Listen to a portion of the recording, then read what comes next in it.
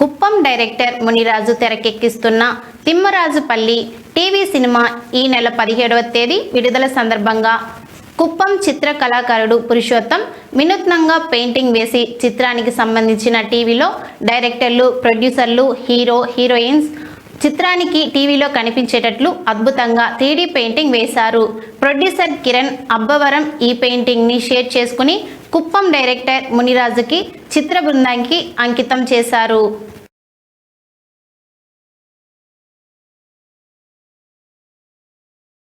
రెండు కళ్ళు